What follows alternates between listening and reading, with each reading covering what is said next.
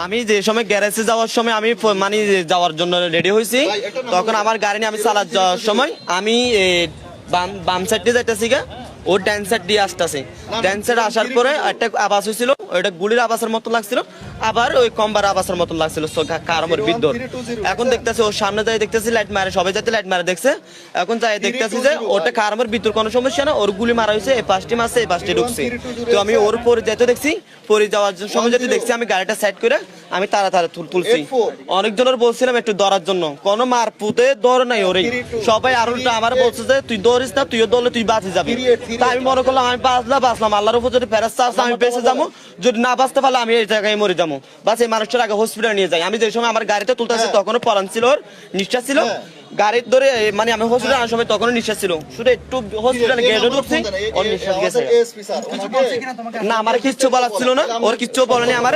ওর হাতে দুইটা ফোন ছিল, একটা আইফোন ছিল আর একটা হচ্ছে মানে আপনার ভিভো মনে হয়, আর ওর মানি ব্যাগে পাওয়া গেছে ওর ড্রাইভার লাইসেন্স, আর একটা হচ্ছে স্মার্ট কার্ড, আর টাকা হয়েছে 1600-1700 টাকা পাইছি। বাট আর কিচ্ছু না না কিছু দেখিনি। না আমার কিচ্ছু বলে নাই।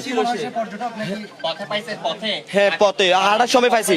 হ্যাঁ হ্যাঁ সিগারের সামনে যেটা বরাবর তাপ্তা ব্রিজ আছে ওই পাশ দিয়ে পাইছি আমি তারে। মেইন রোডের পাশে যেগুলো হাঁটার জন্য রাস্তা দিছে, হ্যাঁ ফুটপাতে পাইছি আমি তারে। হ্যাঁ পাড়ার অবস্থা দিছি ঠিক 8:20 হবে। হ্যাঁ 8:20।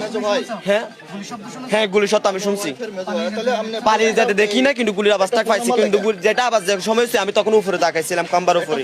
মানে মনে করলাম কোনো বিদ্যুৎ সময় কোনো সমস্যা হয়েছে নাকি, দেখতেছি বিদ্যুৎ কোনো সমস্যা না। ওর পাশে যাই দেখতেছি যে ওর মাথার না, ওর কোনো ফোনে কল চলে না, আর ওর ফোন একটা মেয়ের তো পড়ে গেছিল, আমি এটা নিয়ে তুলে নিয়ে আমি ওর পকেটে ঢুকে দিয়েছি। আনার পরে আমি এখানে হসপিটাল আনছি, তাই মারা গেছে, আমার কিছু করে নাই।